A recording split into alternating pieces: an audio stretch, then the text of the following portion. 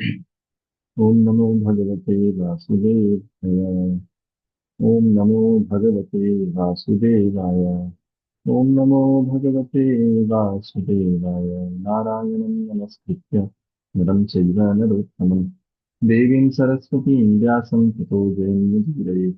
नष्टप्रायेष्वभद्रेषु नित्यं भागवत सेवया भगवती उत्तमश्लोके भक्तिर्भवति नैष्ठिकी। कृष्णाय वासुदेवाय देवकीनन्दनाय च नन्दगोपकुमाराय गोविन्दाय नमो नमः। ॐ ज्ञानतिमिरान्धस्य ज्ञानाञ्जनशलाकया चक्षुरुन्मिलितं येन तस्मै श्रीगुरुवे नमः। श्रीचैतन्यमनोभीष्टं स्थापितं येन भूतले सोऽयं रूपकथमह्यं ददाति स्वपदान्तिकम्। वन्देऽहं श्रीगुरोः श्रीयुतपदकमलं श्रीगुरून् वैष्णवांश्च श्रीरूपं साग्रजातं सहगणरघुनाथान्वितं तं सजीवम् साद्वैतं सावधूतं परिजनसहितं कृष्णचैतन्यदेवं श्रीराधाकृष्णपादान् सहगणललिता श्रीविशाखान्वितांश्च नमः ॐ विष्णुपादाय कृष्णप्रेष्ठाय भूतले श्रीमते भक्तिवेदान्त स्वामीति नामिने। नमस्ते सारस्वते देवे गौरवाणी प्रचारिणे निर्विशेष शून्यवादी पाश्चात्यदेशकारिणे।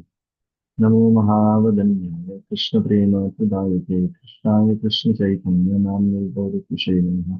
हे कृष्ण करुणा सिन्धु दीनबन्धु जगत्पते गोपेश गोपिकान्त राधाकान्त नमोस्तुते।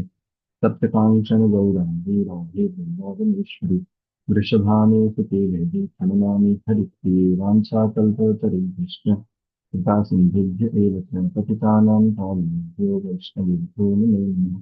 जय श्री कृष्ण चैतन्य प्रभु नित्यानंद श्री अद्वैत गदाधर श्रीवासादि गौर भक्तवृंद। हरे कृष्ण कृष्ण कृष्ण हरे हरे हरे राम हरे हरे। हरे कृष्ण। श्रीमद्भागवत के छठे स्कंद के प्रथम अध्याय का कल अध्ययन कर रहे थे हम लोगों ने कुछ श्लोकों का अध्ययन कर लिया है। तो कल पूर्व में जो कुछ कहा गया था उसका एक संक्षेप विवरण यहाँ पर परीक्षित महाराज के द्वारा प्रश्न पूछा गया है। पंचम स्कंध के अंतिम अध्याय में परीक्षित महाराज के समक्ष सुखदेव गोस्वामी ने सभी नरकों का वर्णन किया और नरक में जो भयंकर यातनाएं दी जाती हैं उनका वर्णन किया है। छठे स्कंद के प्रथम अध्याय से परीक्षित महाराज प्रश्न करना प्रारंभ कर रहे हैं।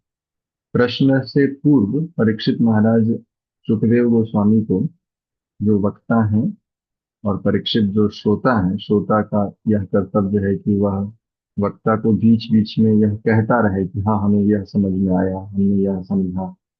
तो उसी शैली के अनुरूप परीक्षित महाराज कहते हैं कि निवृत्ति मार्ग कथित आदौ भगवता यथा क्रम योगोपलब्धि न ब्रह्मणा यद संस्कृति, कि आपने निवृत्ति मार्ग के द्वारा जो योगी क्रम मुक्ति को प्राप्त करके ब्रह्मलोक पहुंच जाते हैं और ब्रह्मलोक जब ब्रह्मा जी का काल समाप्त होता है तो संस्कृति मुक्ति को प्राप्त करते हैं, उसका आपने द्वितीय स्कंद में वर्णन किया।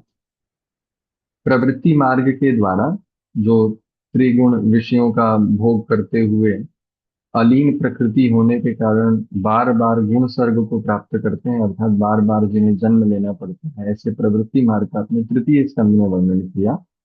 अधर्म लक्षणा नाना नरकाशानुवर्णिता, अधर्म से युक्त नाना नरकास अनुवर्णिता, आपने नाना नरकों का अभी पूर्व में ही वर्णन किया और ये पंचम स्कंध में आपने वर्णन किया। और मनवंतरस्य व्याख्यात आद्य स्वयंभू यतः, मनवंतर में आदि मनु जो स्वयंभू मनु है उनके विषय में आपने चौथे स्कंध में वर्णन किया।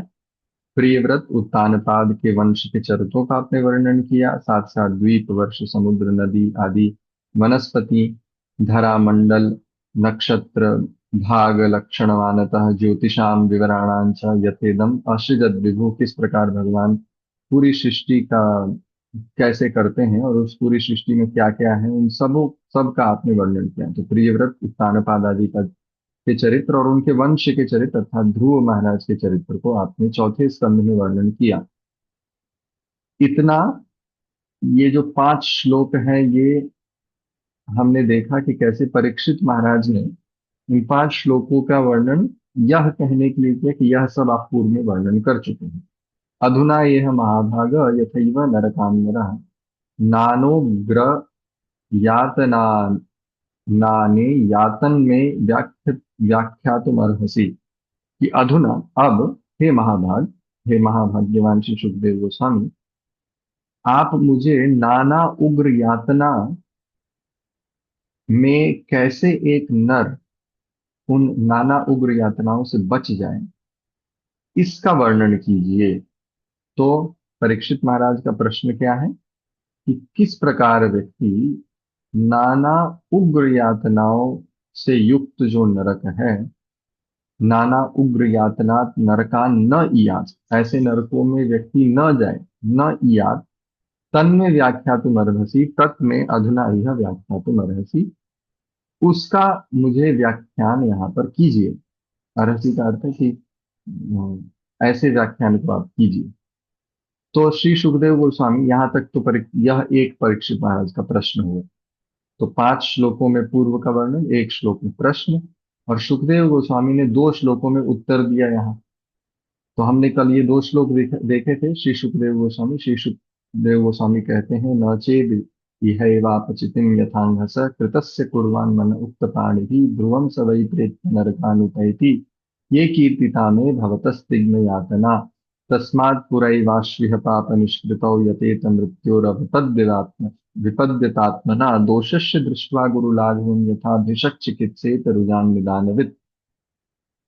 सुखदेव गोस्वामी ने कहा कि हे परीक्षित, आपने पूछा है कि कैसे एक व्यक्ति इन पापों से बच जाए। तो कहते हैं कि जो पाप उसने किए हैं मन उक्त पाणी के द्वारा, पाणी का अर्थ है पूरे शरीर के द्वारा, मन के द्वारा, वचन के द्वारा और इस शरीर के द्वारा, जिस व्यक्ति से जो भी पाप बन गए हों, वो उनका उपाय, उनका प्रायश्चित इस शरीर के रहते अवश्य उसे कर लेना चाहिए। कहने का अर्थ है कि धर्मशास्त्रों में मनु महाराज के द्वारा जो कुछ उपदेश दिया गया है कि इस पाप के लिए यह प्रायश्चित किया जाए, उन सब प्रायश्चितों को उसे यह शरीर रहते कर लेना चाहिए।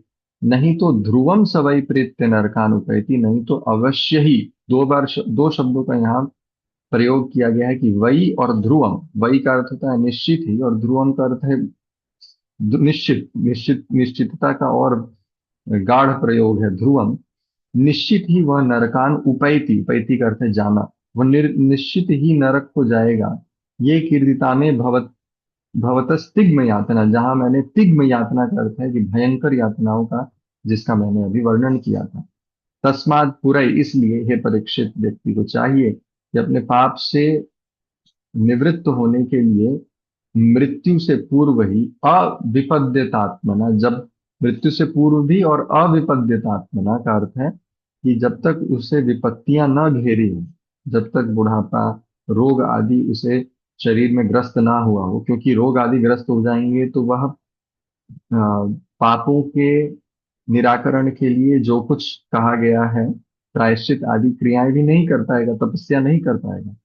तो जब तक मृत्यु ना आई हो, जब तक बुढ़ापा, रोग आदि से ग्रस्त ना हो, तो अपने दोषों को देख करके, कैसे देख करके, गुरु लाघवम, देख करके कि कौन से पाप गुरु हैं, भयंकर हैं, कौन से छोटे हैं, ऐसे छोटे बड़े पापों सबका दर्शन करके एक भिषक के समान, एक वैद्य के समान उसका उसकी चिकित्सा कर लेनी चाहिए। निदानवित वैद्य के समान, जो व्यक्ति, जो वैद्य ज्ञानवान वैद्य है, जैसे एक रोग के गुरु लाघव का दर्शन करके वह उसकी चिकित्सा कर लेता है, रोग की चिकित्सा समय रहते कर लेता है। समय रहते का अर्थ है कि रोग को समझता है और समझ जाता है कि हाँ, मृत्यु से पहले या रोग बहुत अधिक ना बढ़ जाए, उससे पहले वह उसकी चिकित्सा कर लेता है। इसी तरह से व्यक्ति को चाहिए कि बुढ़ापा आने से पहले अपने पापों का दर्शन करके उसे चाहिए कि वह उनका प्रायश्चित कर ले। तो ये 2 श्लोकों में श्री सुखदेव गोस्वामी ने उत्तर दिया, और अभी उत्तर आगे कुछ कहते उससे पहले श्री राजोवाच, यहाँ से आज हम अध्ययन कर रहे हैं।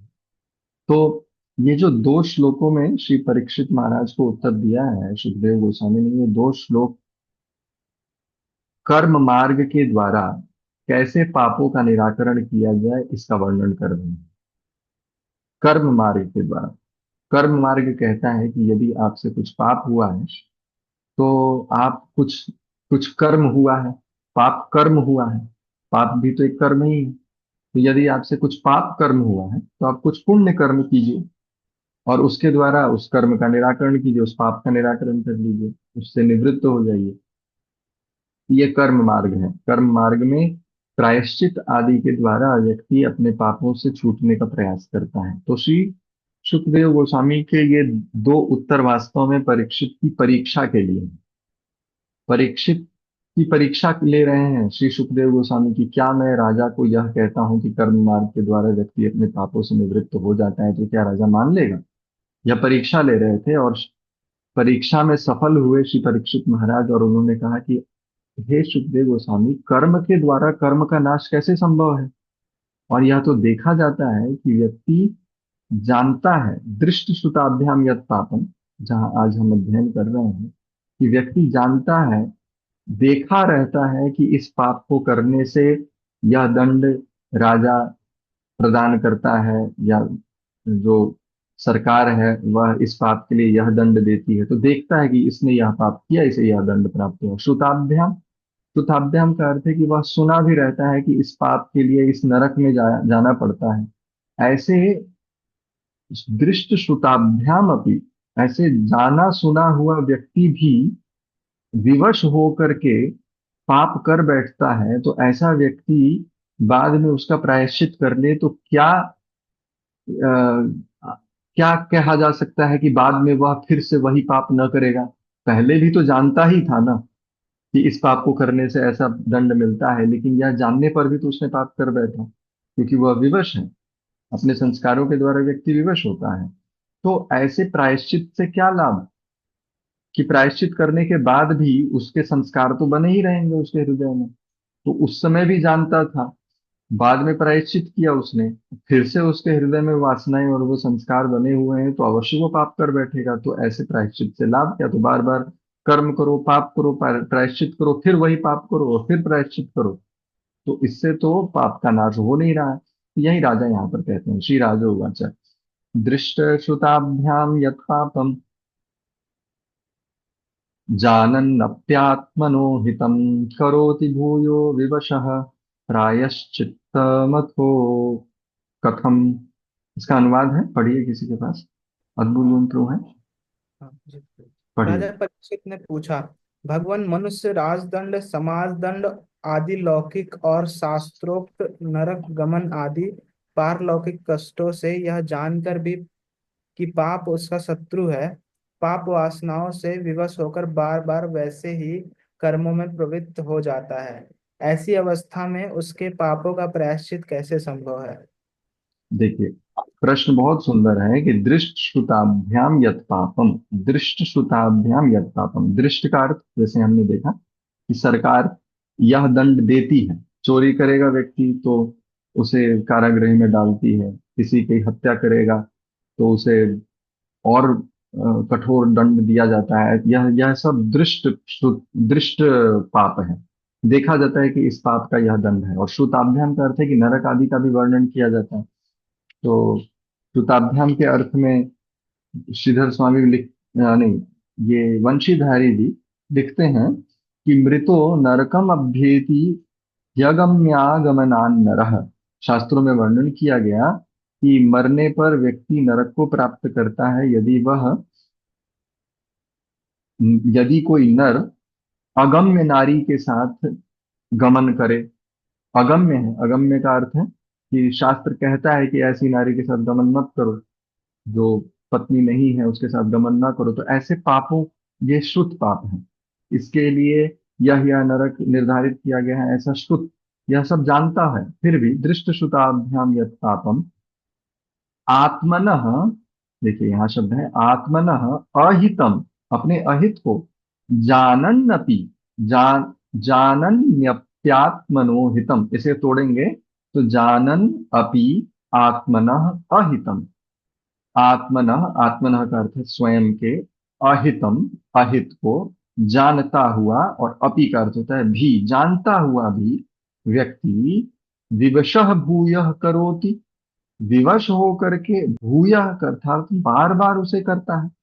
तो व्यक्ति दृष्ट श्रुत पापों के फल को जानता हुआ भी, अपने अहित को जानता हुआ भी विवश होकर के बार बार वही प्राप्त करता है। तो प्रायश्चित्तम अथ प्रायश्चित्तम कथम, इसलिए यह प्रायश्चित का जो आप वर्णन कर रहे हैं, उसके पापों का प्रायश्चित कैसे संभव है? वह तो जानता है, सुनता है, फिर भी वह पाप कर बैठता है, बार बार करता है, प्रायश्चित करेगा फिर भी कर बैठेगा। तो ऐसे प्रायश्चित से लाभ क्या? इससे तो उसकी इससे तो उसका नरक तो छूटेगा नहीं, क्योंकि जानता हुआ बार बार करेगा, तो कितना भी प्रायश्चित कर ले, बाद में तो उसे नरक प्राप्ति होगी ही। और परीक्षित का जो प्रश्न हुआ है कि, परीक्षित का प्रश्न तो बहुत सुंदर है कि आप हमें ऐसे बताइए, प्रश्न जो उन्होंने पूछा है कि उग्र यातनाओं में व्यक्ति न पड़े, उग्र यातनाओं में नर न जाए, मुझे यह कोई ऐसा उपाय बताइए कि उग्र यातना उसे न सहना पड़े। यदि जाने अनजाने उससे जो पाप हो गए, ऐसा उपाय बताइए कि वह उपाय करने के बाद उसे उग्र यातनाओं वाले नरकों में न जाना पड़े। और आप अभी ऐसा उपाय बता रहे हैं कि प्रायश्चित कर लो अपने मृत्यु से पूर्व परीक्षित, तो उसके द्वारा व्यक्ति नरकों में नहीं जाएगा। लेकिन ये देखा गया है कि प्रायश्चित करने के बाद भी बार बार विवश होकर के व्यक्ति वही पाप कर बैठता है, तो इस प्रायश्चित से लाभ क्या? अब परीक्षित महाराज एक और श्लोक में कहते हैं, क्वचिन्निवर्तते भद्रात् क्वचित् चरति तत्पुनः, प्रायश्चित्तमथो पार्थं मन्ये कुंजर शौचवत्। पढ़िए। मनुष्य कभी तो प्रायश्चित आदि के द्वारा पापों से छुटकारा पा लेता है, कभी फिर उन्हें ही करने लगता है। ऐसी स्थिति में मैं समझता हूँ कि जैसे स्नान करने के बाद धूल डाल लेने के कारण हाथी का स्नान व्यर्थ हो जाता है, वैसे ही मनुष्य का प्रायश्चित करना भी व्यर्थ ही है। तो परीक्षित महाराज कह रहे हैं, क्वचित, क्वचित का अर्थ होता है कभी, निवर्तते भद्रात, भद्र कर्मों के द्वारा वह पाप कर्मों से निवृत्ति प्राप्त हो जाता है। जैसे व्यक्ति ने कोई पाप किया, व्यक्ति ने किसी व्यक्ति को दुख दिया, और उसे यह ध्यान आ गया कि अरे मैंने इस व्यक्ति को यह कष्ट दिया, यह दुख दिया, तो कोई भद्र कर्म करके, दान पुण्य आदि करके, या जो भी प्रायश्चित आदि का वर्णन किया गया है शास्त्रों में, ऐसे प्रायश्चित को करके निवर्तते, वह उससे निवृत्त हो जाता है, उस पाप से मुक्त हो जाता है। लेकिन क्वचित चरति तत्पुनः, फिर उसी पाप में कभी कभी वह फिर से देखा जाता है कि वह फिर से वही पाप करने लग गया। तो कभी तो निवृत्त हो गया, और कभी फिर से पुनः उसी पाप को करने लग गया। तो वे कहते हैं कि हे श्री सुखदेव गोस्वामी, अतः प्रायश्चित्तम कुंजर शौचवत अपार्थम मन्ये। अतः मैं प्रायश्चित्तम, अथ प्रायश्चित्तम कुंजर शौचवत, कुंजर शौचवत का अर्थ है हाथी के स्नान के समान, अपार्थम, अपार्थ का अर्थ होता है अम, अपार्थ का अर्थ हुआ व्यर्थ, व्यर्थ मन्य मैं मानता हूं। तो देखा गया है कि व्यक्ति किसी पाप को करके, कोई पुण्य कार्य करके किसी पाप से निवृत्त हो जाता है, लेकिन फिर से उसी पाप में लग जाता है। इसलिए आपके द्वारा बताए गए उपाय को, गुरु जी कह रहे हैं कि प्रायश्चित करो, और शिष्य कहता है कि नहीं नहीं, आपका उपाय ठीक नहीं, तो मैं उसको व्यर्थ मानता हूँ। आपके द्वारा यह जो आपने उपाय बताया कि यह प्रायश्चित करना चाहिए, कुंजर शौचवत है, जैसे कोई हाथी जा करके, गंदा हाथी जा करके किसी सरोवर में खूब स्नान करता है, बहुत देर तक स्नान किया, बहुत मेहनत किया, स्नान करके अपने शरीर को स्वच्छ कर लिया, और बाहर आया, बाहर आकर के जितनी धूल पड़ी है सब अपने शरीर पर डाल देता।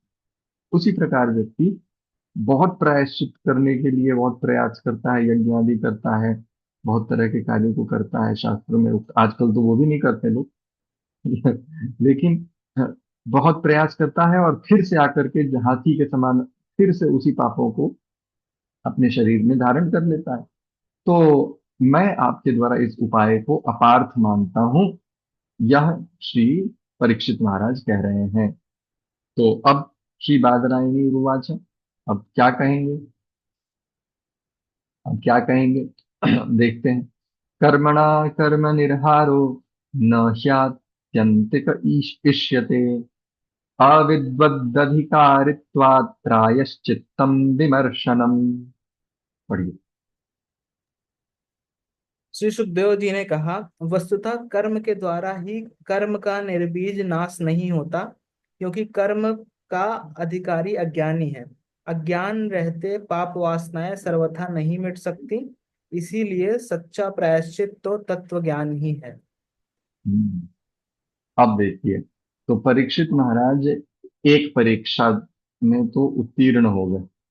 परीक्षित महाराज के समक्ष प्रायश्चित कर्म के द्वारा कर्म का निराश किया कर दिया जाए, निर्हार हो जाता है, ऐसा जब सुखदेव गोस्वामी ने कहा तो उसे तो उन्हें अपार्थ बता दिया कि आपके द्वारा बोले गए वचन ये व्यर्थ है। प्रायश्चित के द्वारा तो पाप का नाश संभव ही नहीं, अवश्य वो नरक में फिर से गिरेगा। तो श्री सुखदेव गोस्वामी कहते हैं कि हाँ, ठीक कहते हो परीक्षित, ठीक कहते हो। क्या?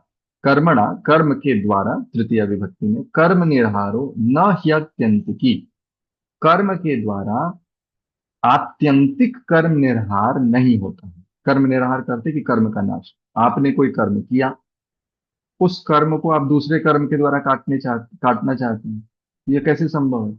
एक ही स्तर पर किया गया कार्य, एक ही स्तर, उसी स्तर पर थोड़ी कट जाएगा, उसी स्तर पर उसका, उसको नहीं दबा सकते, तो उससे कुछ ऊंचा चाहिए। तो कह रहे हैं, आत्यंतिक नाश नहीं होता। आत्यंतिक नाश का अर्थ है कि पूरा पूरा नष्ट नहीं होता है। कर्म के द्वारा कुछ कर्मों का नाश किया जा सकता है। जैसे किसी ने कर्म किया, कोई पाप किया, तो पाप करके जो प्रायश्चित आदि शास्त्रों में वर्णन है, तो क्या वो व्यर्थ में वर्णन किए गए? तो नहीं, व्यर्थ में वर्णन नहीं किए गए। अगर किसी ने कोई पाप किया और शास्त्र कहता है कि इस पाप के लिए यह प्रायश्चित करना चाहिए, तो अवश्य उस प्रायश्चित कर्म के द्वारा उस पाप का नाश होता है, क्योंकि शास्त्र तो कहता है कि उसका नाश हो गया। लेकिन जो पाप की वासना है उसका नाश नहीं होता। तो पाप की वासना का जब नाश नहीं होता, तो आत्यंतिक नाश नहीं हुआ। कहने का अर्थ है कि वासना अगर रह गई पाप की, तो फिर से तो वो पाप करेगा ही।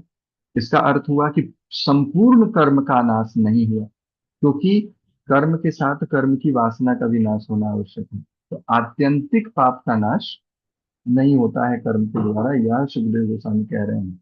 उसके लिए कारण देते हैं कि क्यों आत्यंतिक पाप का नाश नहीं होता है, कर्म के द्वारा कर्म का नाश क्यों नहीं होता है। बोले, अविद्वद अधिकारित्वात्। अविद्वत, अविद्वत अधिकारित्वात्। अधिकारी जो है, अधिकारी का अर्थ है जो व्यक्ति अपने पापों का नाश करने के लिए प्रायश्चित आदि क्रिया कर रहा है, वह अविद्वत है। अविद्वत का अर्थ है कि वह विद्वान नहीं है, वह ज्ञानी नहीं होने के कारण प्रायश्चित्तम विमर्शनम, इसी कारण से उसका आत्यंतिक पाप का नाश नहीं होता है कर्म के द्वारा। ठीक है। अविद्वत का अर्थ हुआ कि जो व्यक्ति ज्ञानी नहीं है। कहने का अर्थ है कि वह पाप के लिए प्रायश्चित तो करता है, लेकिन वह ज्ञानी नहीं है। उसे यह नहीं पता कि इसकी वासना का नाश तो हो नहीं रहा, और वासना का नाश नहीं होगा और ज्ञान उदित हुआ नहीं है, तो फिर से पाप कर बैठेगा। तो संस्कार के कारण फिर से वह पाप बैठ कर जाएगा। तो ऐसे, इसी कारण से, क्योंकि जो कर्मों का अधिकारी है, प्रायश्चित करने वाला जो व्यक्ति है, वह अज्ञानी है, ज्ञान नहीं है।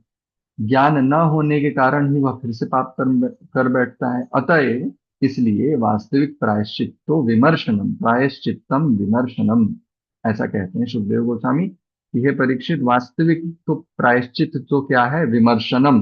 विमर्शनम का अर्थ है कि ज्ञान, ज्ञान मार्ग के द्वारा तत्व ज्ञान। विमर्शनम का अर्थ है विचार विमर्श जो व्यक्ति करता है कि मैं शरीर नहीं हूं, या आत्मा है, या जगत अनित्य है, मैं नित्य हूँ, मैं आत्मा हूँ, आत्मा का इन शब्द स्पर्श रूप रसगंध, इन विषयों से कोई संबंध ही नहीं है, तो इन विषयों को भोगने के लिए मैं पाप क्यों करूं, और पाप के कारण मुझे नरक क्यों जाना पड़े। तो ऐसे विमर्श के द्वारा व्यक्ति, ज्ञान के द्वारा, ज्ञान ही वास्तविक प्रायश्चित है। जिसमें यह ज्ञान उदित हो गया, उसका विनाश हो जाएगा। उसके लिए सुखदेव गोस्वामी आगे कहते हैं, नाश्नतः पथ्यमेवान्नम व्याधयो अभिभवन्ति ही, एवं नियमकृद्राजन् शनैः क्षेमाय कल्पते। जो पुरुष केवल सुपथ्य का ही सेवन करता है, उससे रोग अपने वश में नहीं कर सकते। वैसे ही परीक्षित, जो पुरुष नियमों का पालन करता है, वह धीरे धीरे पाप वासनाओं से मुक्त हो कल्याणप्रद तत्व ज्ञान प्राप्त करने में समर्थ होता है। अब देखिए, जब सुखदेव गोस्वामी ने कहा कि कर्म के द्वारा आत्यंतिक नाश नहीं होता है, कर्म का, पाप का आत्यंतिक नाश नहीं होता है, संपूर्ण नाश नहीं होता है, और ज्ञान ही वास्तविक प्रायश्चित है, तो परीक्षित महाराज के मन में या उनके भाव भंगिमा से मानो सुखदेव गोस्वामी को यह प्रश्न लगा कि आप ज्ञान के विषय में कहते हैं, लेकिन ज्ञान करने के लिए भी तो कुछ योग्यता चाहिए ना। ज्ञान भी तो सामान्य व्यक्ति ज्ञान का तो आचरण कर नहीं सकता, तो ज्ञान के लिए भी तो कोई योग्यता चाहिए। आप तो कह दिए कि ज्ञान के द्वारा प्रायश्चित हो सकता है, लेकिन ज्ञान की क्या योग्यता है, ज्ञान कौन कर सकता है? तो फिर कहते कि नहीं, अगर धीरे धीरे अगर कुछ पालन किया जाए, नियमों का पालन किया जाए, तो धीरे धीरे ज्ञान उदित हो जाता है, वह ज्ञान के लिए योग्य हो जाता है। उसके लिए उदाहरण दे रहे हैं कि हे राजन, राजन संबोधन है, हे राजन, नाश्नतः पथ्यमेवान्नम, राजन यहाँ संबोधन है, राजन। तो कहते हैं कि केवल पथ्य अन्न का ही सेवन करने वाले जो व्यक्ति हैं, वह व्याधि रोग आदि से ग्रस्त नहीं होते हैं। पथ्यमेवान्नम अश्नतः, पथ्यमेवान्नम अश्नतः। अश्नतः का अर्थ है, आप लोग सुने होंगे, अश्नामि प्रयतात्मना, भगवद गीता में अश्नतः का अर्थ होता है खाना। तो जो पथ्य अन्न, सुपाच्य अन्न, पथ्य का अर्थ है जैसे कोई वैद्य आपको कहे कि सामान्य, बहुत अधिक घी तेल वाली वस्तुएं ना खाइए, जो पथ्य है वह खाइए। तो ऐसे पथ्य अन्न को खाने वाला व्यक्ति व्याधि से अभिभवंती ही न अभिभवंती, व्याधि का अर्थ है रोग आदि से अभिभावित, अभिभूत नहीं होता, रोग आदि उसे नहीं पकड़ते। जो शुरू से ही बॉइल्ड सब्जी खा रहा है, तो उसे रोग नहीं पकड़ेगा, सामान्य सी बात है।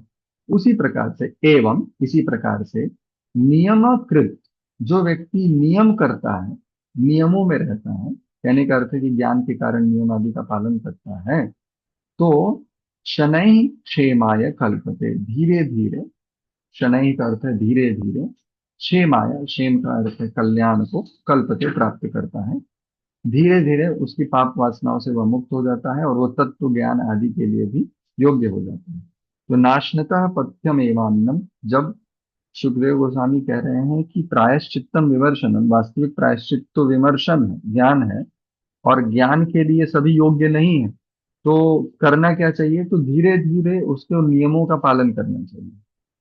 और ऐसे नियमों का पालन करते करते, जैसे पथ्य, सुपाच्य भोजन करने वाला व्यक्ति व्याधि से अभिभूत नहीं होता है, उसी प्रकार से सामान्य नियमों का भी पालन करते करते धीरे धीरे वह व्यक्ति क्षेम को प्राप्त हो जाएगा। कहने का अर्थ है कि वह ज्ञान के लिए योग्य हो जाएगा, और जब ज्ञान उदित हो जाएगा तो स्वाभाविक है कि पाप नष्ट हो जाएगा। तो कौन कौन से नियम हैं जिनके पालन से ज्ञान उदित हो जाएगा, और ज्ञान उदित होने के कारण इन सब नियमों के माध्यम से ही सारे पापों से व्यक्ति निवृत्त हो जाएगा, यह प्रश्न होगा। तो उसके लिए आगे श्री सुखदेव गोस्वामी कहते हैं, तपसा ब्रह्मचर्येण शमेन च दमेन च त्यागेन सत्य शौचाभ्याम यमेन नियमेन वा देहवाग्बुद्धिजं धीरा धर्मज्ञा श्रद्धयान्विता क्षिपन्त्यघं महदपि वेणुगुल्ममिवानिलः इवानलः। पढ़िए।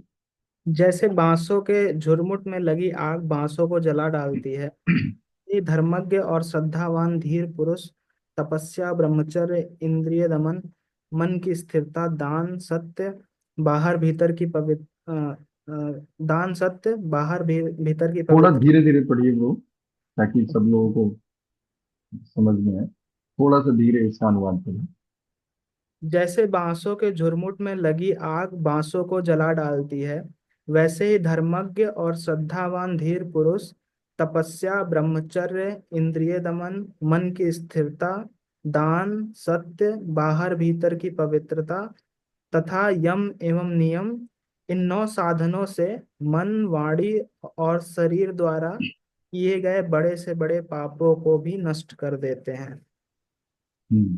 तो अब इसी ज्ञान के मार्ग के द्वारा वो कह रहे हैं कि कैसे ज्ञान के द्वारा पापों की निवृत्ति हो जाती है, इसका वर्णन कर रहे हैं।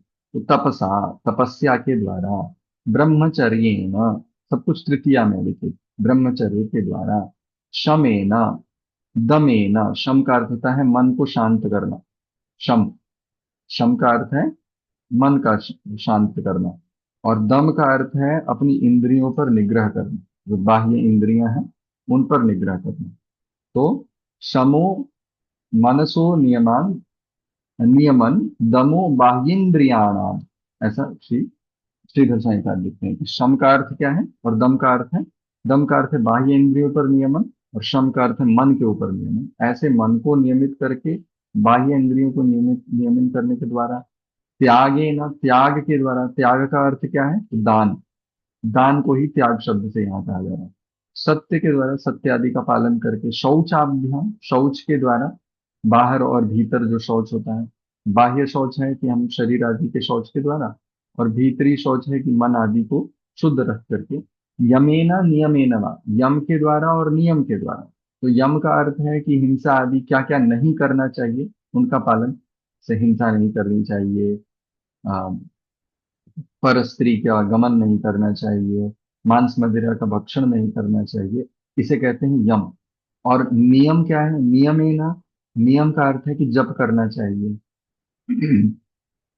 मंत्र जप करना चाहिए, नाम जप करना चाहिए, इन सब के द्वारा देहवाग बुद्धिजम धीरा धर्मज्ञा श्रद्धयान्विता क्षिपन्त्यघम महदपि वेणु गुल्म उदामला।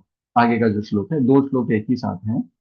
तो जो श्रद्धयान्विता धीरा, जो श्रद्धा से युक्त हैं, धर्मज्ञ हैं, धीर हैं, ऐसे लोग क्या करते हैं, तो महदपि अधम क्षिपंती, महदपि महान से महान पाप को, अघम, अघ का अर्थ होता है पाप, क्षिपंती, क्षिपंती का अर्थ होता है उसे काट देते हैं, विनष्ट कर देते हैं।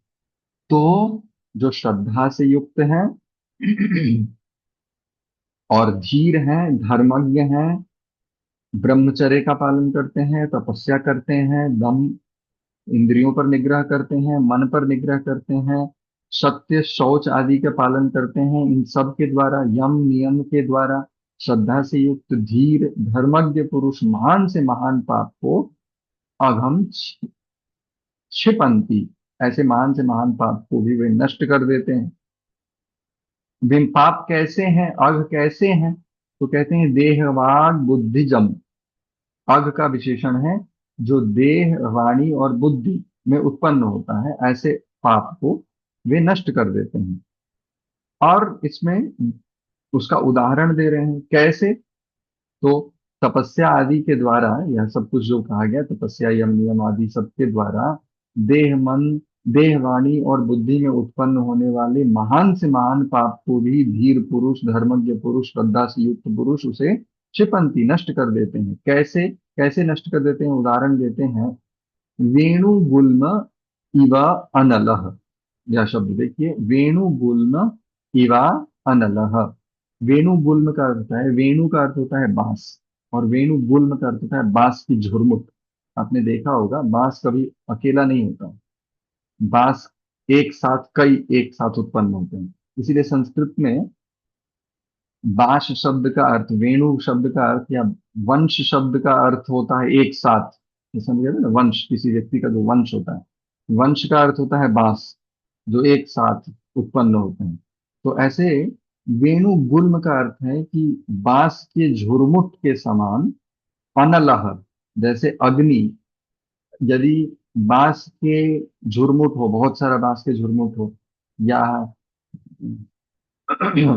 किसी अरण्य में, वन में बहुत सारे बांस के झुरमुट हों, और यदि उस वन में आग लग जाए, तो वह आग बांस के झुरमुट को पूरा पूरा जला देती है। एक बांस में लगेगी तो पूरे के पूरे झुरमुट को, पूरे के पूरे बांस के एक साथ जो परिवार हैं उन सबको जला करके राख कर देती है। उसी प्रकार तपस्या, ब्रह्मचर्य, शम, दम, त्याग, सत्य, शौच, यम, नियम, ये सब महान से महान पापों को भी धर्मज्ञ, धीर, श्रद्धा से युक्त पुरुष नष्ट कर देते हैं। जैसे अग्नि वेणु के गुल्म को, वेणु के गुल्म को का अर्थ है कि बहुत सारे पापों को एक साथ वह नष्ट कर देता है।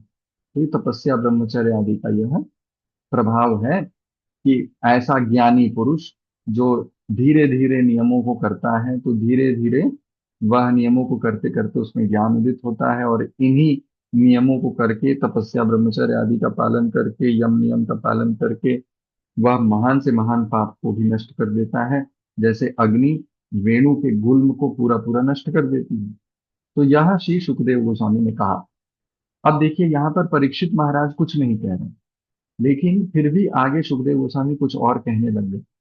तो यहाँ पर जब श्री सुखदेव गोस्वामी ने कहा कि प्रथम बात कही थी कि कर्म के द्वारा ही परीक्षित पापों को नष्ट किया जा सकता है, समूल नष्ट किया जा सकता है, तो परीक्षित महाराज कह रहे थे कि नहीं नहीं, ये तो कुंजर शौचवत है, बार बार कर्म करता है व्यक्ति, प्रायश्चित करता है और फिर से अपने ऊपर धूल डाल लेता है। जैसे हाथी धूल डाल लेता है उसी प्रकार से फिर से वही पाप कर बैठता है व्यक्ति। तो तब सुखदेव गोस्वामी ने कहा कि ठीक कहते हो परीक्षित, संपूर्ण नाश नहीं होता, आत्यंतिक नाश नहीं होता है कर्म के द्वारा, क्योंकि व्यक्ति जो होता है वह ज्ञान से युक्त नहीं होता है, और ज्ञान से युक्त ना होने के कारण ही बार बार पाप कर बैठता है। इसलिए ज्ञान ही, विमर्श ही, ज्ञान के द्वारा ही वास्तविक ज्ञान ही प्रायश्चित है। तो ज्ञान कैसे उदित हो, तो धीरे धीरे व्यक्ति नियमों को करता हुआ, जैसे पथ्य का सेवन करता हुआ व्यक्ति व्याधि से, रोग से प्रभावित नहीं होता, उसी प्रकार जो नियमों का पालन करते हैं वो पाप से प्रभावित नहीं होते। तो कौन कौन से नियम आदि का पालन करते करते धीरे धीरे किनका वह पालन करेगा तो बड़े से बड़े पापों को नाश कर देगा। तो तपस्या, ब्रह्मचर्य ने इन सब का वर्णन किया और उदाहरण दिया। वेणु गुल्म इवानल, वेणु के बांस के झुरमुटों को जैसे अग्नि नष्ट कर देती है। तब परीक्षित महाराज के हाव भाव भंगिमा को देख करके श्री सुखदेव गोस्वामी समझ गए कि परीक्षित महाराज संतुष्ट नहीं है, क्योंकि जो बांस के झुरमुट हैं उसको अग्नि नष्ट तो करती है। आपने देखा होगा अग्नि से यदि जल गया हो बांस तो वो जल तो जाती है, लेकिन जो बांस का मूल होता है वह तो पृथ्वी के भीतर होता है, उसको तो, मूल को तो जला नहीं पाती। इसलिए नष्ट होने के बाद भी जब वर्षा ऋतु आती है तो उसी वन में नष्ट हुए बांस में जब जल फिर से पहुंचता है तो वही बांस फिर से खड़े हो जाते हैं। उसी प्रकार से इन सब के द्वारा, तपस्या, ब्रह्मचर्य, शम, दम आदि सब के द्वारा पाप अवश्य नष्ट हो जाते हैं और दिखते भी नहीं हैं किसी व्यक्ति के जीवन में। लेकिन कहीं कहीं ऐसा अवसर प्राप्त हो गया, पाप आदि का अवसर प्राप्त हो गया, तो वे सब के सब पाप फिर से बड़े होकर के खड़े हो जाते हैं वेणु गुल्म के समान। तो यह देखा गया कि ज्ञान का आचरण करने वाले लोग पाप से नष्ट होने पर भी कभी कभी यदि यह अवसर प्राप्त हो जाए, इंद्रियों को पाप आदि का अवसर प्राप्त हो जाए, तो ज्ञान से युक्त व्यक्ति भी पाप कर बैठता है ना। इसलिए भागवत में कई बार यह कहा गया कि विद्वान से विद्वान पुरुष भी विद्वांसम अपि कर्षति। मन जो है यह इतना बलवान है कि वे विद्वान से विद्वान पुरुष को भी पाप करा देते हैं। एक भक्त कह रहे थे, कल हम लोग की चर्चा हो रही थी, तो वो कह रहे थे कि मन कैसा है। तो एक श्लोक में तो कहा गया है, एक श्लोक में मन के विषय में कहा गया कि मन जो है वह मरकट के समान है। मनो मधुकरो मेघो मद्यपो मत्कुणो मरुत्, माँ मदो मरकटो मत्स्यो मकारा दश चंचला। ये जो 10 चंचल वस्तुएं हैं उनमें एक मन को रखा गया है। 10 चंचल वस्तुओं को जहाँ गिनाया गया है तो उसमें कहते हैं मनो सबसे चंचल वस्तु है मन। तो ये मन कैसा है? तो मधुकर हो, मेघ हो, ये मधुकर जैसा आपने देखा होगा कि जो मधुकर होता है, या जो अ, भ्रमर होता है, कितना चंचल होता है, एक स्थान से दूसरे स्थान पर जाता है, ऐसा भ्रमर। मेघ, मेघ चंचल होता है। मद्यप, जो मदिरा का पान कर लिए हों, वे बड़े चंचल होते हैं। मतकुण, मतकुण का अर्थ होता है जो हमारे बिस्तर में मतकुण जो कीड़े पड़ जाते हैं, ऐसे मतकुणो। मरुत, हवा, वायु चंचल होती है। माँ, मदो, मरकटो, मत्स्यो, मकारा दश चंचला, ऐसे मत्स्य, मीन, मरकट, बंदर, ये सब बड़े चंचल होते हैं। तो प्रायः उदाहरण दिया जाता है कि मन बंदर की भांति चंचल है। तो कह रहे थे कि नहीं, बंदर की भांति नहीं चंचल है। एक कवि लिखते हैं कि मानो बंदर को मदिरा पान करा दी जाए। एक तो बंदर पहले से चंचल, उसके ऊपर यदि उसे मदिरा का पान करा दिया जाए तो वो कितना चंचल हो। और उसके ऊपर उसे बिच्छू काट ले तो अब वो कितना चंचल होगा। और उसके ऊपर भी कोई उसे भूत पकड़ ले, तो ऐसा बंदर जिसने मदिरा का पान किया हो, जिसे बिच्छू काट रहा हो और जिसको भूत पकड़ लिया हो, वह जितना चंचल होगा उससे कहीं ज्यादा मन चंचल है। ऐसा एक कवि लिखते हैं। तो यहाँ देखिए, क्षिपंत अघम महदति, महान से महान पाप को वह नष्ट तो कर देता है, लेकिन वेणुगुल्म इवानिदा, वेणुगुल्म के समान अनल जो अग्नि है वह नष्ट तो कर देती है, लेकिन फिर भी यदि समय आए, यदि परिस्थिति ऐसी आ जाए, वर्षा आदि हो, तो जैसे वेणु फिर से खड़े हो जाते हैं, उसी प्रकार से यदि पाप आदि करने की प्रवृत्ति रह गई और कुछ ऐसा अवसर आ गया, तो अच्छा अच्छा ज्ञानी भी पाप कर बैठता है। यही श्री सुखदेव गोस्वामी ने जब, परीक्षित महाराज का यही प्रश्न है कि आप कह तो रहे हैं कि ज्ञान के द्वारा पाप नष्ट हो जाता है, लेकिन आत्यंतिक नाश ज्ञान के द्वारा भी नहीं होता, ऐसा परीक्षित महाराज कहे। तब आगे सुखदेव गोस्वामी कहते हैं कि ठीक कहते हो परीक्षित, कर्म के द्वारा भी आत्यंतिक पाप का नाश नहीं होता, ज्ञान के द्वारा भी आत्यंतिक पाप का नाश नहीं होता। केचित् केवलया भक्त्या वासुदेव परायणा अघम धुन्वन्ति कात्स्नेन निहारम, निहारम इव भास्कराः। पढ़िए।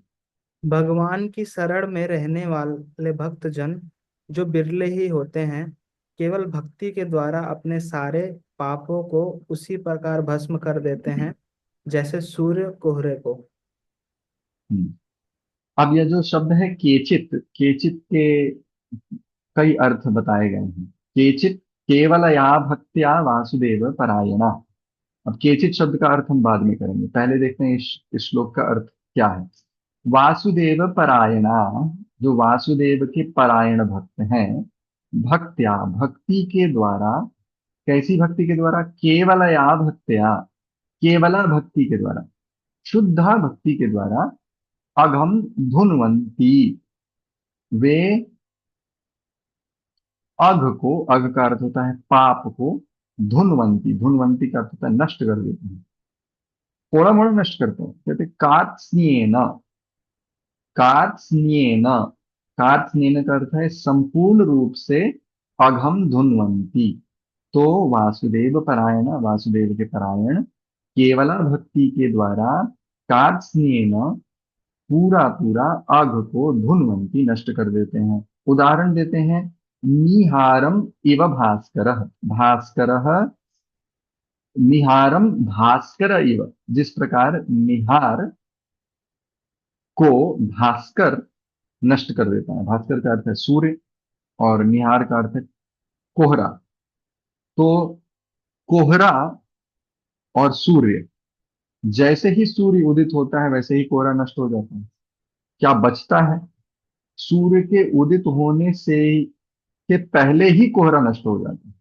जो अंधकार है, कोहरा या अंधकार कहिए, तो जैसे अंधकार को सूर्य नष्ट कर देते हैं, उसी प्रकार से केवला भक्ति के द्वारा वासुदेव परायण जो भक्त होते हैं, वह, केवला का अर्थ है शुद्धा भक्ति के द्वारा, ज्ञान कर्माद्यनावृतम, ज्ञान कर्म से अनावृत जो भक्ति है, वह पूरा पूरा पाप को नष्ट कर देते हैं। ठीक है, पूरा पूरा पाप को नष्ट कर देते हैं। उदाहरण देते हैं, जैसे सूर्य अंधकार को पूरा पूरा नष्ट करता है, क्या सूर्य के उगने के पश्चात भी अंधकार रह सकता है? नहीं, संभव ही नहीं है कि अंधकार कहीं रह जाए। तो सूर्य उदित हुए तो अंधकार नष्ट हो ही जाएगा, निश्चित है। और वास्तव रूप में अगर देखा जाए तो सूर्य उदय होने से पहले ही प्राय अंधकार नष्ट होने लगता है। आपने देखा भी होगा, सूर्य अभी उदित हुआ नहीं, अभी उदयाचल पर प्रकट भी नहीं हुआ है, लेकिन फिर भी अ, अंधकार प्राय नष्ट हो जाता है। तो सूर्य उदित हो जाएगा तो संपूर्ण अंधकार, क्या अंधकार बच सकता है? उसी प्रकार से केवला भक्ति के द्वारा संपूर्ण रूप से पाप का नाश हो जाता है, ऐसा श्री सुखदेव गोस्वामी कहते हैं। तो केचित शब्द का क्या अर्थ है? केचित का अर्थ है कि श्री विश्वनाथ चक्रवर्ती ठाकुर केचित पर कहते हैं कि केचित का अर्थ हुआ कि ऐसे कुछ ही लोग होते हैं जो वासुदेव परायण होते हैं या केवला भक्ति को पालन करने वाले होते हैं। ये श्रीधर स्वामी पाद अर्थ करते हैं इसका, कि कुछ ही लोग होते हैं जो केवला भक्ति करते हैं, और ऐसे ही लोगों का अगम धुनवंती काव्य देना संपूर्ण रूप से पाप नष्ट होता है। तो जो केवला भक्ति करेंगे उन्हीं की संपूर्ण रूप से पाप नष्ट होता है। और केचित का एक दूसरा अर्थ है, यह विशेष अर्थ जो विश्वनाथ चक्रवर्ती ठाकुर कहते हैं कि केचित का अर्थ है कि सुखदेव गोस्वामी कहते हैं कि कुछ लोग ऐसा कहते हैं कि केवला भक्ति के द्वारा वासुदेव परायण भक्त लोग पाप को संपूर्ण रूप से नष्ट कर देते हैं। ये कुछ लोग कहते हैं। सुखदेव गोस्वामी का अपना मत है क्या ये? नहीं, सुखदेव गोस्वामी का अपना मत नहीं। क्यों? सुखदेव गोस्वामी का मत क्या है? तो सुखदेव गोस्वामी कहते हैं कि भक्ति के द्वारा भक्त लोग पाप नष्ट करते हैं, ये तो वो सोचते भी नहीं। जो केवला भक्ति करते हैं, जो शुद्धा भक्ति करेंगे, वो क्या यह सोचेंगे कि मैं इस भक्ति के द्वारा संपूर्ण रूप से अपने पापों को नष्ट कर दूंगा और फिर मैं नरक नहीं जाऊंगा?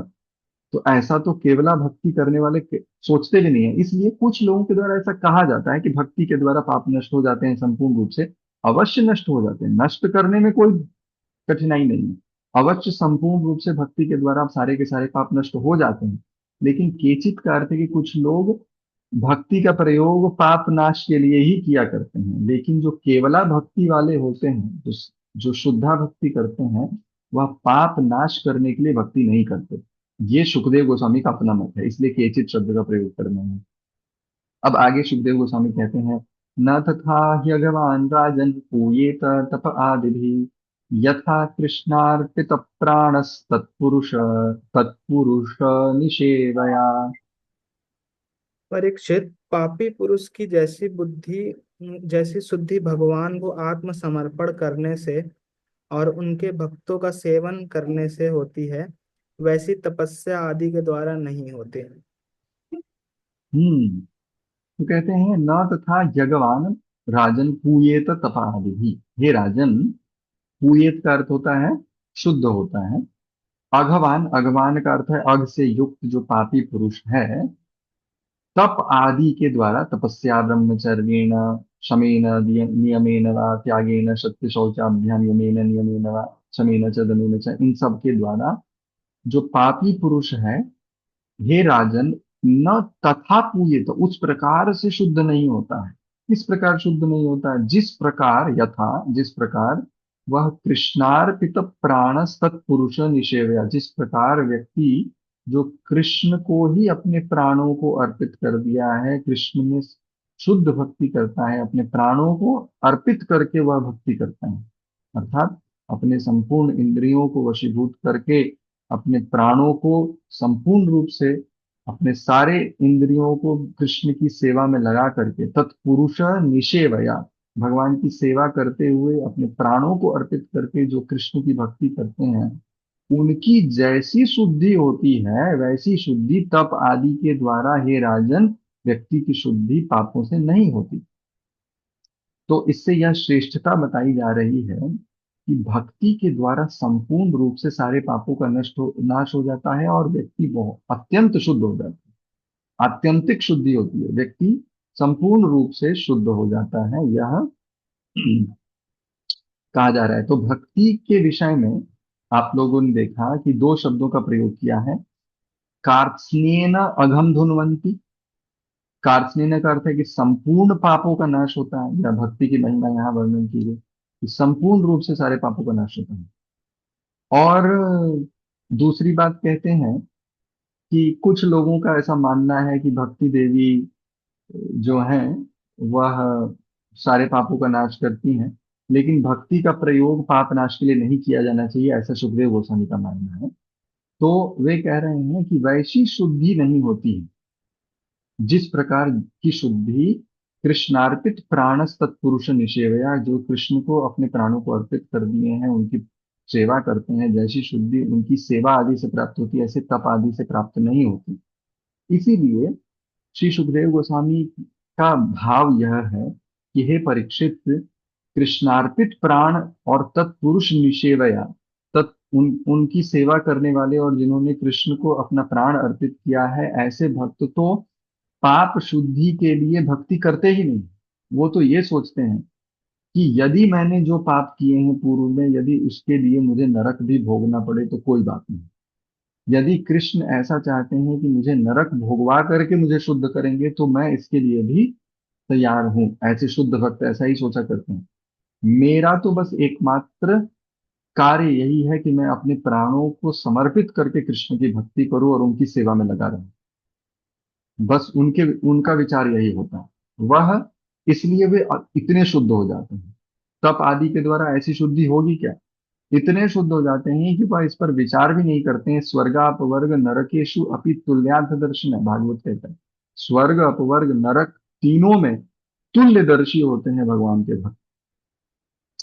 कि जो नारायण परायण होते हैं, स्वर्ग को, अपवर्ग का अर्थ है मोक्ष को, और नरक को, तीनों को समान देखते हैं। तो ऐसे कर्म और ज्ञान के द्वारा ऐसी शुद्धि हो सकती है क्या? ऐसी शुद्धि नहीं हो सकती। तो कृष्ण अर्पित प्राणस, जिन्होंने कृष्ण को अपना प्राण अर्पित किया है, वे यही सोचते हैं कि यदि कृष्ण की यही इच्छा है कि वह मुझे नरक भेजें तो मैं नरक जाने के लिए तैयार हूं।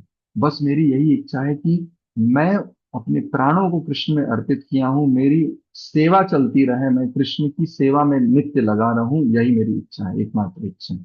तो ऐसे शुद्ध भक्त तो प्रायश्चित आदि का विचार भी नहीं करते। यदि उनसे कोई पाप बन भी गया हो तो वह नित्य शुद्ध भक्ति में लगे रहते हैं, या कह रहे हैं श्री सुखदेव गोस्वामी, और नित्य भगवान की सेवा में लगे रहते हैं। अब सुखदेव गोस्वामी का अपना मत यहाँ पर प्रस्तुत कर रहे हैं कि भक्ति कैसे सभी मार्गों में श्रेष्ठ है। श्रद्धि चीनो ह्ययम ह्यायम लोके पंथा क्षेमो कुतो भयः, सुशीला साधवो यत्र नारायण परायणाः। जगत में यह भक्ति का पंथ ही सर्वश्रेष्ठ, भय रहित और कल्याण स्वरूप है, क्योंकि इस मार्ग पर भगवत परायण सुशील साधुजन चलते हैं। तो देखिए, अब भक्ति के विषय में भक्ति का की महिमा का वर्णन करते हुए कह रहे हैं, सद्रीचीनो ययम लोके पंथा क्षेमो कुतो भयम्। जो ये भक्ति का पंथ है ना, या जो भक्ति का पंथ है, लोके, लोक में, अयम, यह, ही का अर्थ है निश्चित ही अयम लोके पंथाह सद्रीचीनः, यह जो भक्ति का पथ है यही सद्रीचीन है। सद्रीचीन का अर्थ करते हुए श्री सुखदेव श्री श्रीधर स्वामी पाद कहते हैं समीचीन, यह समीचीन मार्ग है। भक्ति का मार्ग समीचीन है, सबसे सरल है, सहज है, सबसे साधारण है, सहज सरल मार्ग है। हे परीक्षित, इस लोक में भक्ति का जो पथ है वही सबसे सरल है, सबसे श्रेष्ठ है। और सरल कहने का अर्थ यह नहीं है कि भक्ति करने वाले लोग तप आदि ब्रह्मचर्य आदि का पालन नहीं करते, या वे नहीं कर सकते इसलिए भक्ति में आते हैं, यह अर्थ नहीं है। अर्थ यह है कि यह सबसे सरल है, यह सबसे श्रेष्ठ है, सबसे आसान मार्ग है। क्यों आसान है? कहते हैं क्षेमः कुतो भयः, क्योंकि इस मार्ग में व्यक्ति का कल्याण होता है। क्षेम का अर्थ है उसका कल्याण होता है। और कुतश्चिन निर्विघ्नादेर भयम यस्मिन, इसमें कोई भय नहीं होता।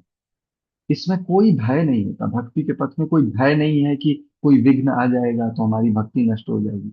कर्म आदि में भय होता है। यदि कोई कर्म कर रहा है, यज्ञ कर रहा है, प्रायश्चित कर रहा है, यदि उसमें मंत्र का उच्चारण ठीक से नहीं हुआ तो भय है, वहां गिरने का भय है कि अब देवता प्रसन्न क्या होंगे, देवता उससे और रुष्ट होकर के उसे और कुछ शापित ना करें। तो इसमें भय रहता है, कर्म मार्ग में भय। ज्ञान मार्ग में क्या भय है? ज्ञान मार्ग में व्यक्ति अकेला होता है, एक अकेला व्यक्ति ब्रह्म पर विचार करता हुआ, चिंतन करता हुआ आगे बढ़ता है, उसके साथ और कोई नहीं, तो उसमें भी भय है। तो कर्म मार्ग में देवताओं से भय होता है, मंत्र आदि का उच्चारण ठीक ना हो तो वे भी शापित कर सकते हैं, इनका भय है।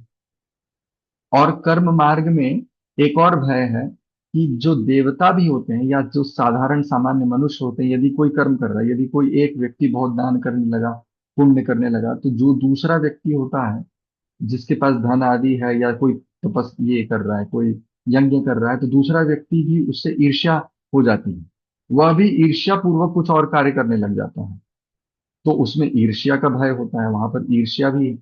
और कई बार यह भी देखा जाता है कि कर्म मार्ग में देवता भी ईर्ष्या कर जाते हैं, देवता लोग भी ईर्ष्या करते हैं कि अधिक करेगा तो मेरे ही पद को खाएगा, इसलिए वहां पर यह भी भय है। लेकिन जो भक्ति करता है उसका कोई भय नहीं, क्योंकि ना तो देवता उससे ये है कि ना तो हमारे यहाँ आने वाला है ये, ना इसकी कोई ऐसी लालसा है, या तो भगवान के पास जाएगा। तो यह सब भय नहीं है, और वह अकेला भी नहीं है। ज्ञान मार्ग में भय यह है कि व्यक्ति अकेला होता है, अकेले उसे सब ज्ञान मार्ग का अ, पालन करना पड़ता है। लेकिन भक्ति में व्यक्ति को अन्य भक्तों से सहायता मिलती है, अन्योन्य भक्तों के साथ बैठ करके वह कृष्ण कथा आदि चर्चा करके वह भक्ति में समीचीन मार्ग है, सदृचीन मार्ग है, कहने का अर्थ है सबसे सहज है, सबसे सरल है। हे परीक्षित, यह लोक में सबसे सरल पंथ है, इसी का पालन करना चाहिए। सुशीला साधवो यत्र नारायण परायण, जो नारायण परायण है, जो सुशील है, जो साधु है, वह इसी मार्ग पर चला करते हैं, इसी मार्ग का आचरण किया करते हैं। तो सुशीला का क्या अर्थ है? सुशीला का अर्थ है जो कृपालु है। साधु का क्या अर्थ है? जो निष्काम है। जो कृपालु भक्त होते हैं, साधु का अर्थ है जो निष्कामता से युक्त होते हैं, ऐसे लोग भगवान इसी भक्ति के मार्ग का पालन किया करते हैं, और इसी के द्वारा वे समस्त पापों से मुक्त हो जाते हैं, ऐसा परीक्षित महाराज वो ये कह रहे हैं। अब आगे तो देखिए, यह बात हो गई कि कैसे भक्ति की महिमा है। भक्ति की महिमा यह हाँ यहाँ पर कही जा रही है। तो यह भक्ति की महिमा पॉजिटिव तरीके से यहाँ पर कही जा रही है, और अब उसका आगे वर्णन कर रहे हैं अगले श्लोक में। एक और श्लोक का यहाँ श्रवण करके विराम लेंगे। प्रायश्चित्तानि चीर्णानि नारायण पराङ्मुखम् न निष्पुनन्ति राजेन्द्र सुरा कुंभं निवापगाः। परीक्षित, जैसे शराब से भरे घड़े को नदियां पवित्र नहीं कर सकती, वैसे ही बड़े बड़े प्रायश्चित बार बार किए जाने पर भी भगवत विमुख मनुष्य को पवित्र करने में असमर्थ है। तो देखिए, सकारात्मक रूप से भक्ति का यहाँ वर्णन किया गया कि यह सबसे समीचीन मार्ग है, सबसे सरल सहज मार्ग है। सुशीला साधु लोग, नारायण परायण जो लोग होते हैं, वे भक्ति का पालन करते हैं, और क्योंकि इसमें कल्याण होता है और कोई भय नहीं होता। और प्रायश्चित्तानि चीर्णानि नारायण परांगमुखा। अब नकारात्मक रूप से भक्ति की महिमा वर्णन करने की, जो नारायण परांगमुख हैं, जो नारायण से अपने मुख को उल्टा करके रखे हैं, ऐसे नारायण से हटे हुए जो लोग हैं, प्रायश्चित्तानि चीर्णानि, चाहे जितना प्रायश्चित कर ले, उनके द्वारा अनेक अनेक प्रायश्चित कर लेने पर भी, हे राजेंद्र, न निष्पुनंती, उनकी शुद्धि नहीं होती है।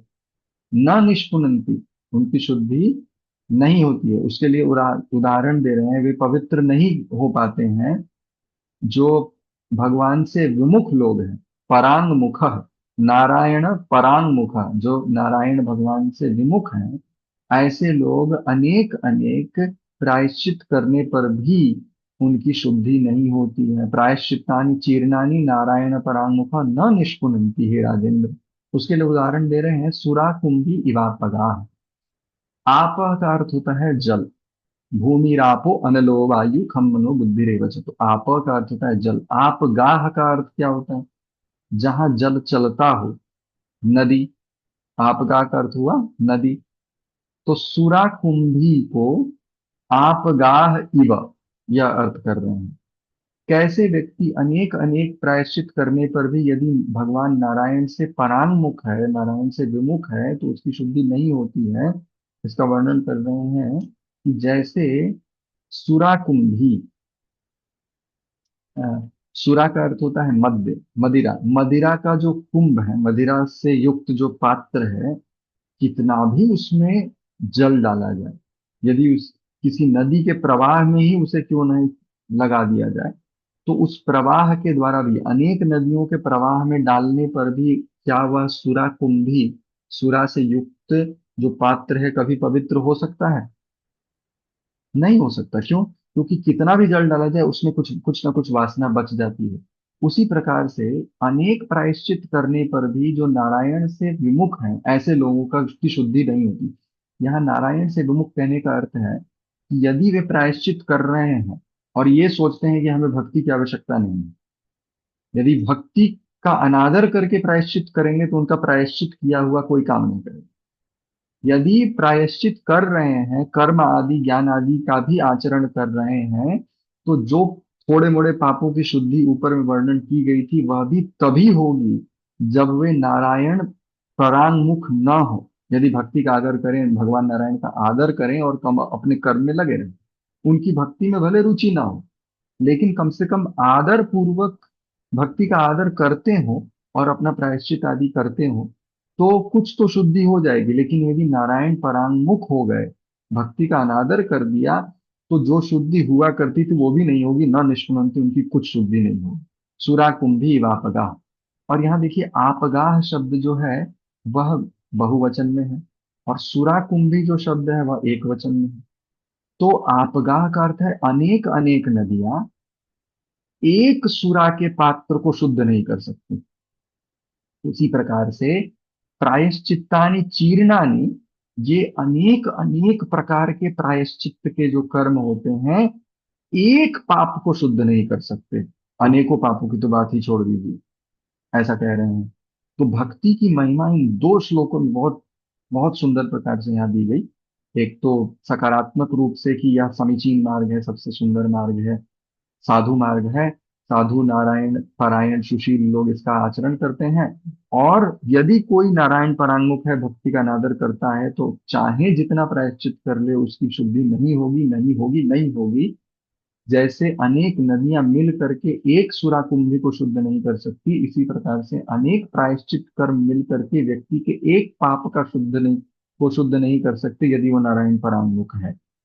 तो यहाँ पर दो श्लोकों में भक्ति की महिमा बता करके आगे श्री सुखदेव गोस्वामी बहुत ही सुंदर श्लोक में कैसे भक्ति की महिमा की स्थापना करते हैं, और आगे अजामिल प्रसंग उपाख्यान को प्रारंभ करेंगे। इसका कल हम लोग अध्ययन करेंगे। ग्रंथराज श्रीमद् भागवतम की जय। श्री चैतन्य महाप्रभु की जय। हरे हरे कृष्ण। हरे कृष्ण।